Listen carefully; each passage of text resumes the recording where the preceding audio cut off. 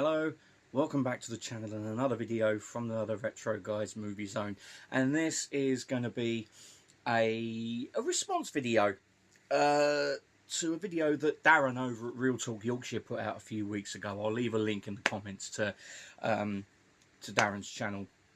And it was actually a really interesting idea. It was 7 questions that every movie fan should answer, because it's quite interesting. I watched Jodie's video over at Jodie's Movie Realm. I'll leave a link to her channel below, and also the Alan Meggs, who we had as a guest on the Always Physical live streams last Friday week. And I'll leave a link to his channel below as well. And the responses were actually really interesting. Really interesting. So I thought, you know what? I'll have a go.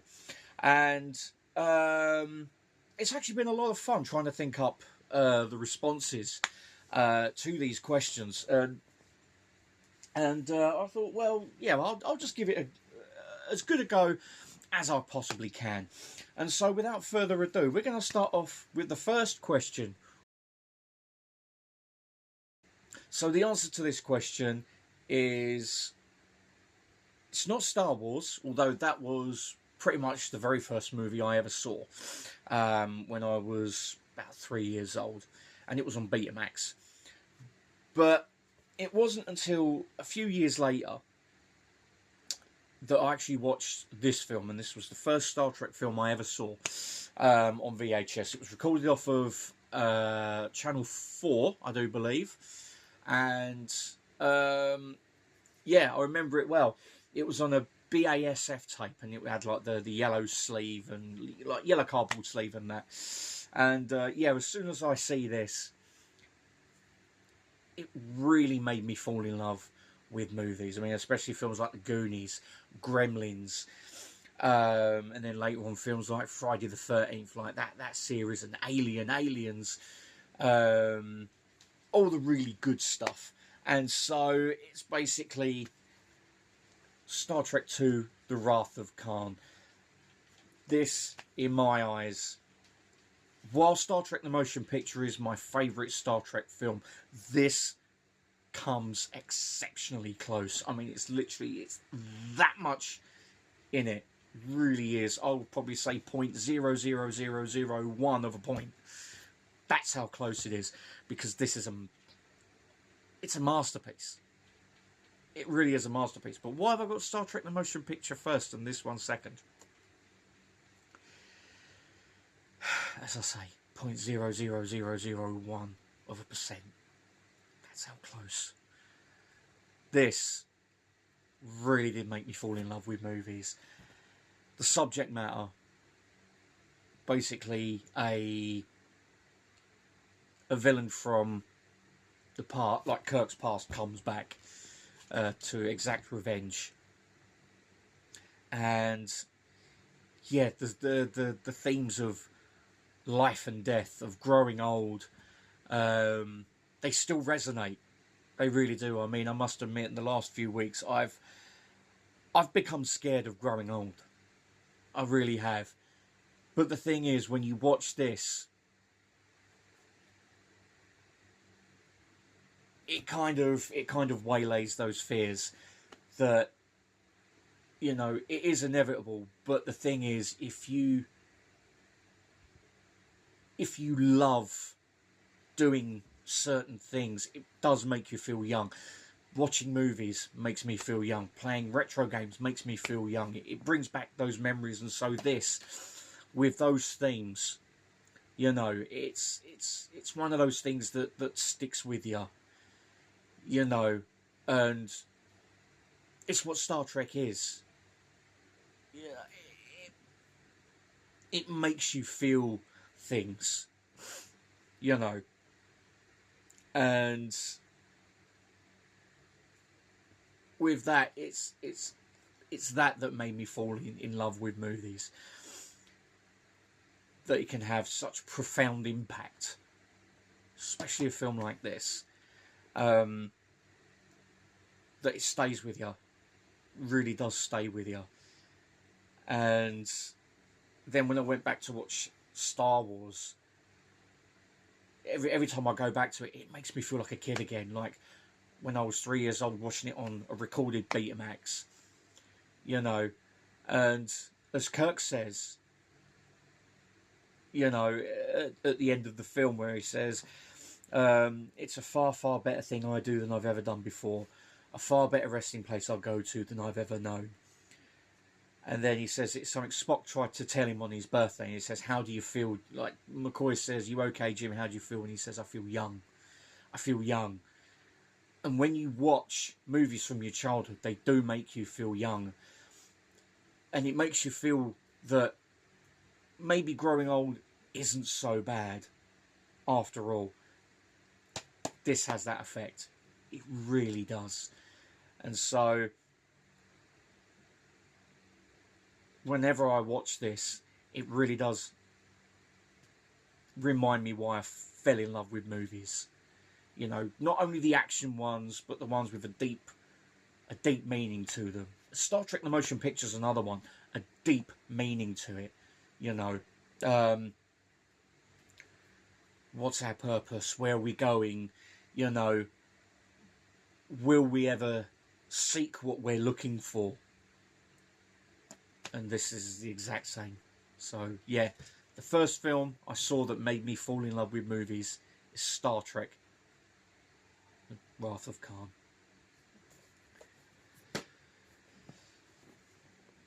So the next question. Piss easy. Absolutely piss easy, this one. I still remember buying it along with Metro, starring Eddie Murphy, and it was I think it was 2 for $25 back in 1999, I think it was. I bought a DVD drive for my tower computer, and it was the only way that I could watch DVDs at the time.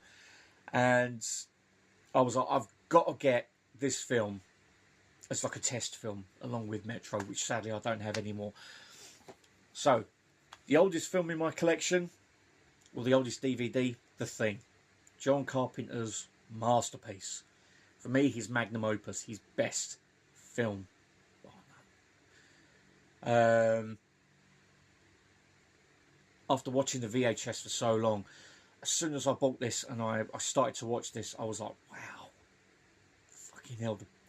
At the time, the picture on the DVD was amazing, and having, was it 5.1? Yeah, it's 5.1 sound. I was like, wow, this sounds so amazing, you know. And yeah, one of the first, well, the first DVD that I owned. And what can I say? It's just a fantastic movie. Everything about it works. There's only one female performance in the whole film. That's Adrienne Barbeau, who plays who does the voice for the chess computer that MacReady plays at the beginning of the film. Yeah, as I say, this is a masterpiece, and this was a must-own movie on DVD, and I'm glad that it's the very first film I bought on DVD. So yeah, John Carpenter's The Thing. So the next question. It's another John Carpenter film, and I must admit, I had the original Optimum Blu-ray. The picture was flat, the sound was awful. And so when I got rid of it, but something was calling me back. And I tried that Optimum Blu-ray again. So I bought it. It was only a couple of quid out of CEX at the time. And I thought, you know what, I'm going to look past it, because I really, there's a load of people that said that I should really give it another go. So I did. And it was that second viewing where it was just like, that was it. I fell in love with it. And it's still a classic to this day. And it is John Carpenter's The Fog, with Tom Atkins, also starring Hal Holbrook, Janet Leigh, and Jamie Lee Curtis. The story of a boat that ran aground in 1880. And then like 100 years later, these guys come back from that boat and they seek revenge, pretty much. Yeah, it's got it on the back here. Antonio Bay, California has turned 100 years old and is getting ready to celebrate its centennial year. As the residents of the small, quaint harbour town begin to celebrate, an eerie fog envelops the shore, and from its midst emerging dripping demonic spectres, victims of a century-old shipwreck seeking revenge. That probably says it better than I ever could explain it. Yeah, this drips atmosphere. There is some scares. There's not a lot, but it's more atmospheric. And as soon as it sucks you in with its atmosphere, that's it, you're hooked. You really are hooked. I remember seeing this on its... when did this come out? 2018. I think it was around about the time this came out originally on 4K. And yeah, I thought, you know what, I'm going to go to the cinema to see this. And wow, what an experience at the cinema. I'm glad that I gave this another go because it's definitely in my top 5 John Carpenter films. As I say, it's not big on jump scares or anything like that. It's just the atmosphere, you know. And then as soon as it, as I say, it draws you in, that's it. It's got you hook, line and sinker. And it's a fantastic film. So yeah, a film that I didn't like on first viewing that I fell in love with. It's The Thing. So the next question. You know what? I actually found this question quite hard. I wanted to go with Life Force, but it is well known. I wanted to go with Dune, but it is well known. This one, I do feel it's kind of semi-well known, but it still has a banger of a soundtrack by Frederick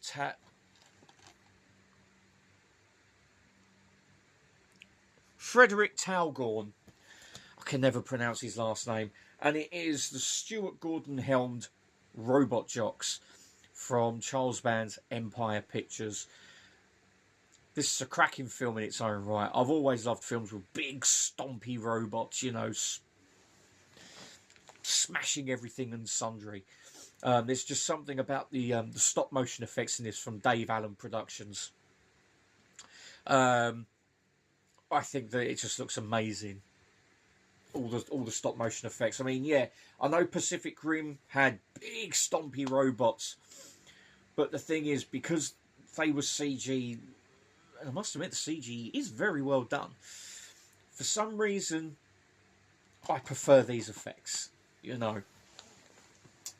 But anyway, I'm getting off topic. Sorry, I just get so enthusiastic when I talk about film. The soundtrack by Frederick Taughan. It's a fantastic score. Really is a fantastic score. Sadly, I don't have a copy because it goes for silly money now. But it is available on YouTube if you want to listen to it. The end title theme. It's just amazing. It's just an amazing piece of music. And even when they're Achilles and Alexander are having their first fight, that battle music, it's something else. I mean, to some people, yeah, it might sound a bit cheesy, but it does get the blood pumping and the adrenaline flowing. You know, it takes you into that fight. It gets you invested. That is why I love the soundtrack. Even the quiet moments, you know, and the kind of the softer music, it still works, and it is a brilliant soundtrack. I just wish I was able to pick up a copy, but hey, as I say, there's always YouTube to listen to it. So, a film with an excellent soundtrack, but the film isn't that well known. As I say, I might be cheating because Arrow have brought it out, but still, I still think it's a cracking soundtrack. Robot Jocks. So the next question. I was going to go with The Blob, but I've never seen the original with Steve McQueen. But it brings me back to a film that I have already shown the thing again. I might be cheating having the same film for two answers, but I have seen the original with Kenneth Tobey and I think it's James Arnaz Jr. Where the alien's like a kind of a vegetable and it reproduces itself. Whereas with this, it goes back to the source material of a gooey, oozing alien, but you never know its final form. Like its original form. You never see it, so you have no idea what it looks like. And having a monster that can infect people at a molecular level, that is more scary than an alien that's vegetable based that can make more of itself. This is more scarier. And the fact that it has the feeling of paranoia because no one knows at any given time who is the thing. The fact that it's in Antarctica, isolation, completely cut off from the rest of the world, that's when the fear ramps up. No one can come and help because radio contact has been completely wiped out. The helicopter's destroyed. The snow trucks, I suppose you could call them, they've been completely obliterated as well because of paranoia, of fear. So that's what makes this film, this remake, 100 times better than the original. The original's still a good film, don't get me wrong, but because this is more in keeping with the short story by is it John W. Campbell? I think so. Yeah, the original short story, Who Goes There? This is, as I said before, this is a masterclass in filmmaking. I've said this in many videos when I've spoke about the thing before. It's a masterclass in special effects, in atmosphere, in shocks, in scares. And this is a film that can never be beaten. If you try and remake it, it won't have the same effect. Even the prequel that was made in 2011, it didn't have the same effect at all. This is a one of a kind. The original's a good film. This takes it 100 levels above John Carpenter's The Thing. So, the next question.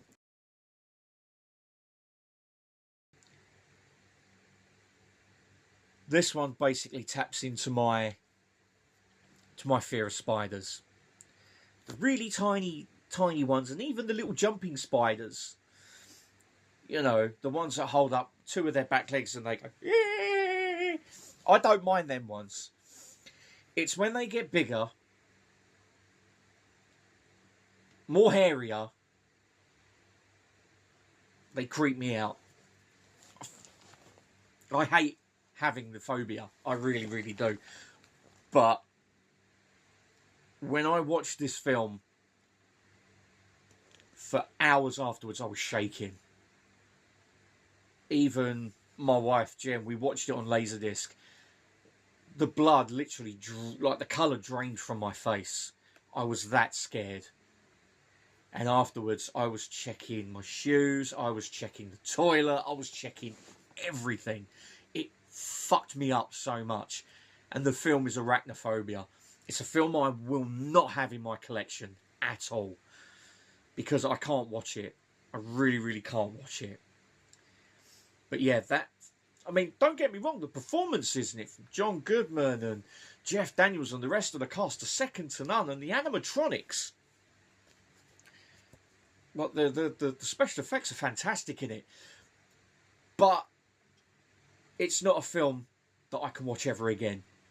Ever. And it's because it freaks me out so much. And as I say, the colour drained from my face. I was checking everything.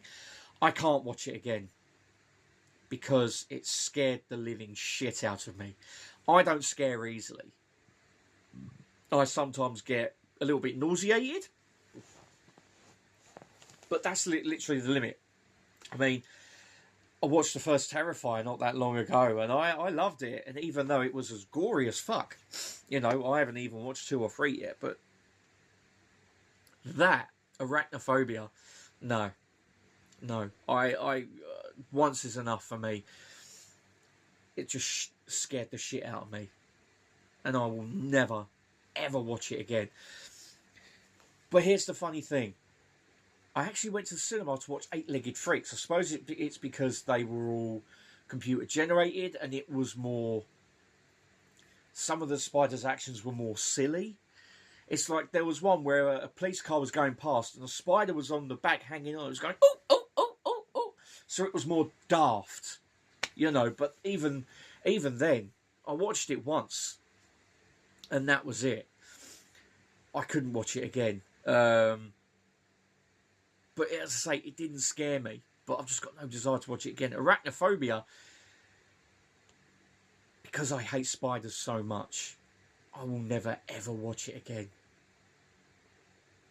It just...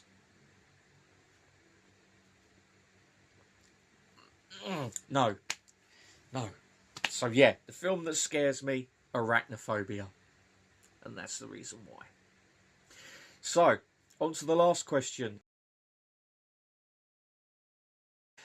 And it's the amount of pizza that's shown in the film, even in just in one scene. And then when he has pizza later on.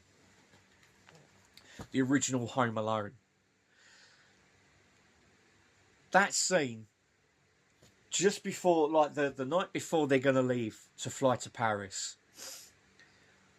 When they've got, the pizza delivery guy's got that huge stack of pizza. And as they're all eating it around the kitchen table and all that, and Kevin's looking for his plain cheese,